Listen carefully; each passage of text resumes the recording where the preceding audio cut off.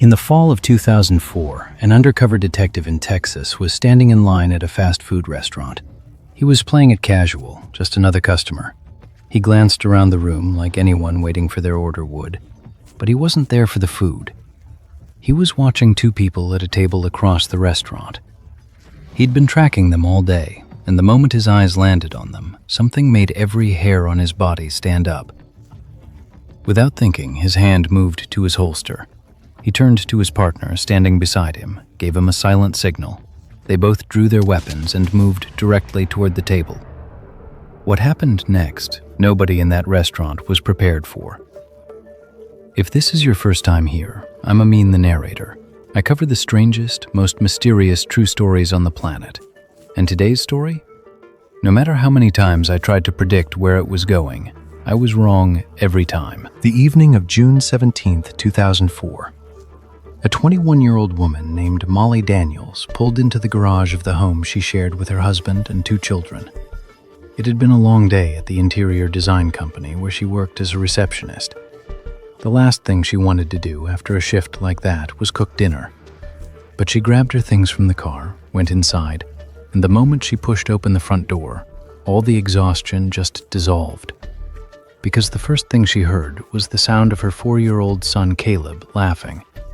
She walked into his room and found him playing with her husband Kelly, while their 1-year-old sat on the floor watching them, completely content.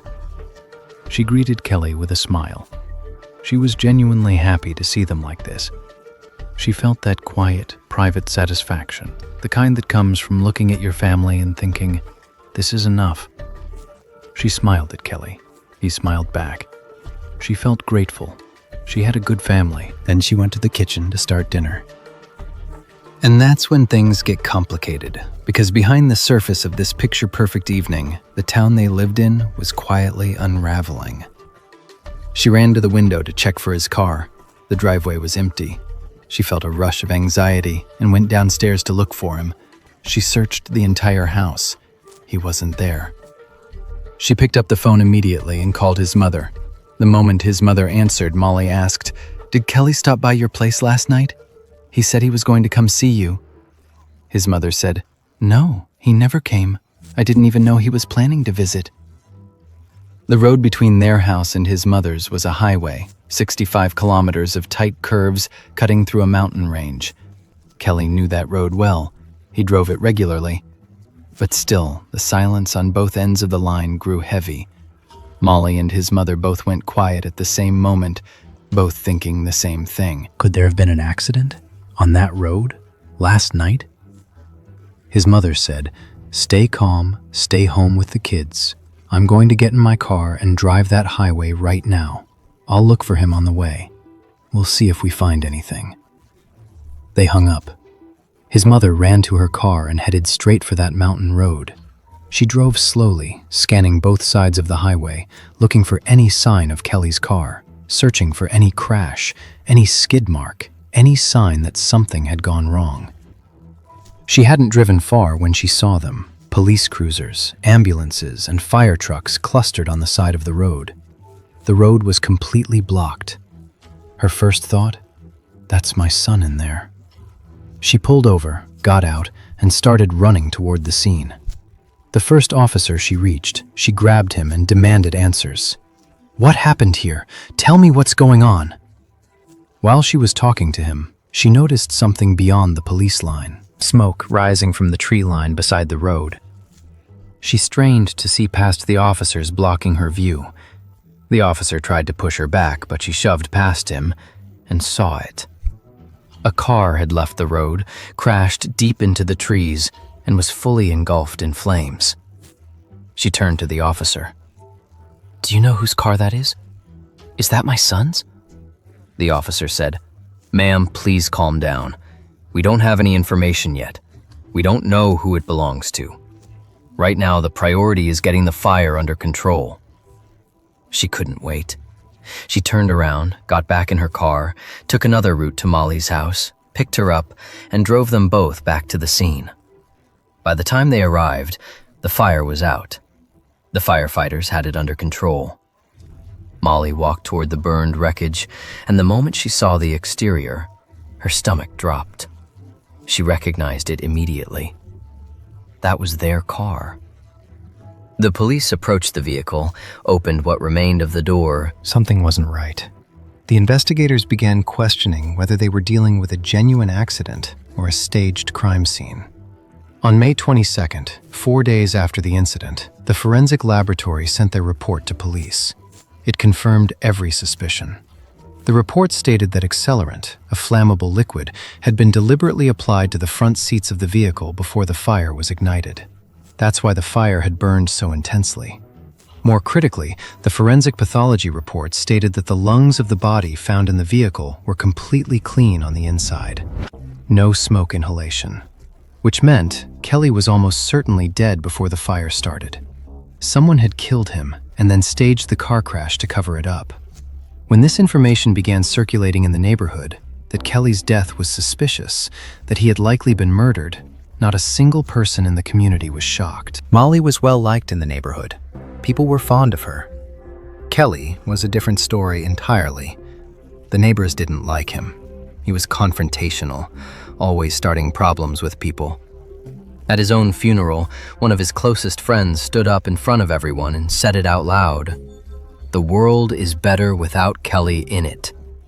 Those were his exact words, at the man's funeral.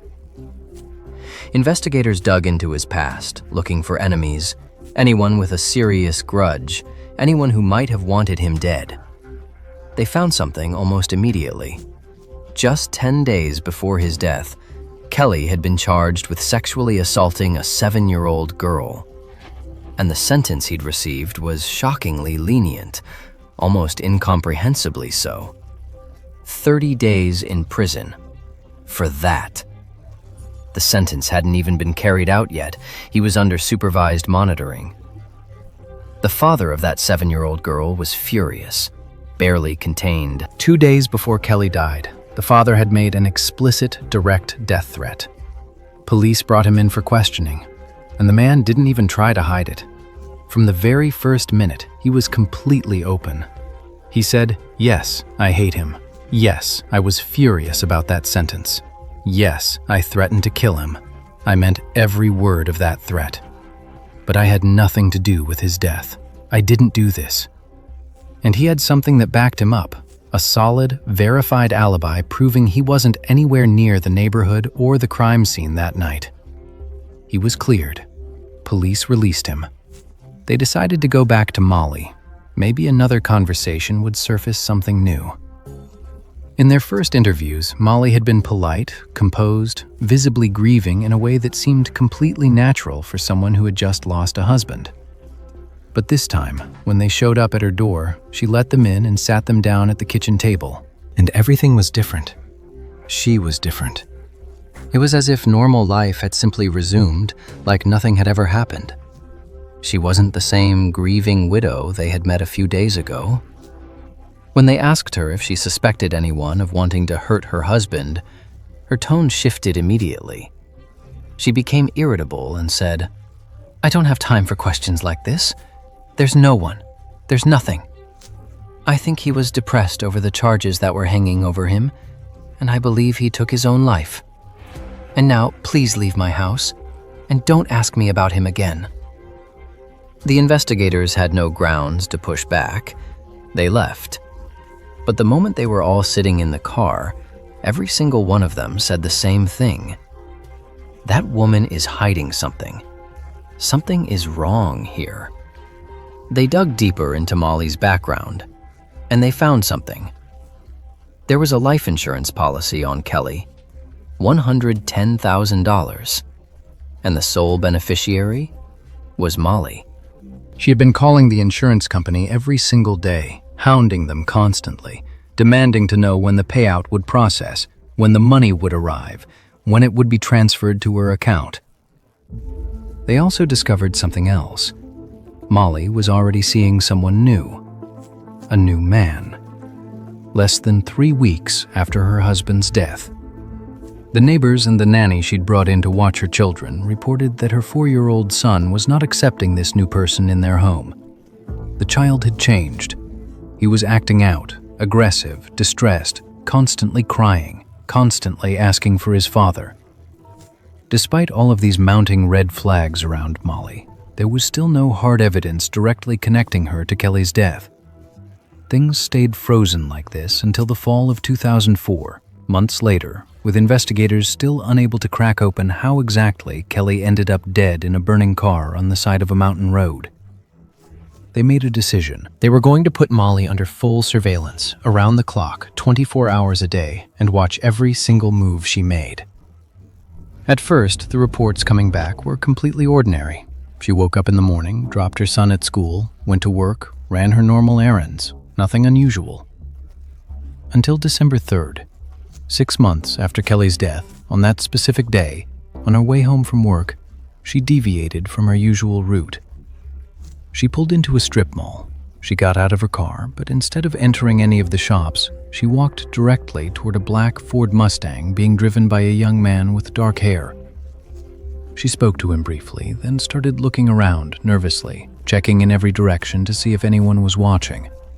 Then she got into his car. They drove off together. The surveillance team followed them all the way to a fast food restaurant, a Taco Bell. They parked. They went inside to eat. The undercover detective trailing them called for backup, a second officer already positioned nearby, and said, "Get in here with me. We're going in as regular customers. Act normal." They entered the restaurant and joined the line, ordering food like anyone else. And while standing in that line, the detective casually turned to look at them.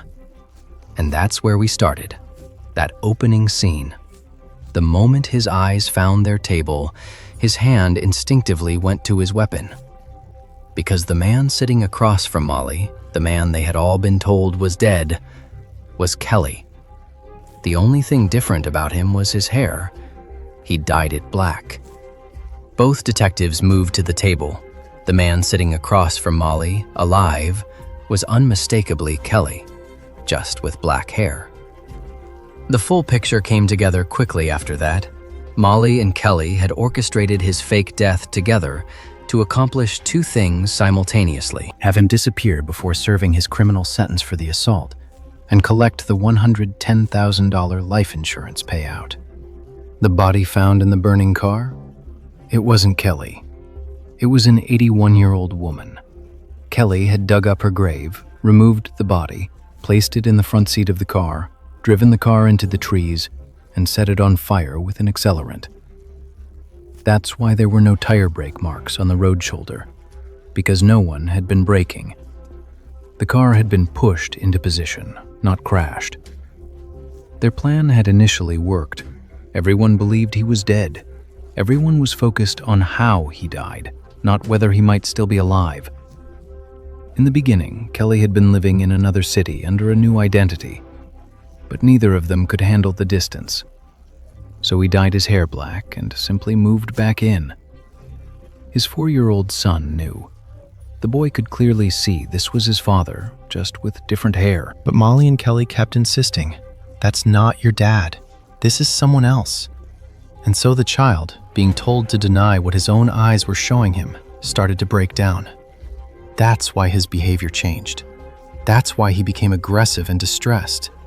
And the part that still baffles me completely, if they were already living together again, why were they still sneaking around? Why were they meeting in secret at parking lots and switching cars? That paranoid, unnecessary meeting in the strip mall parking lot was the exact moment that blew their entire cover. Both were charged. Molly received 20 years in prison.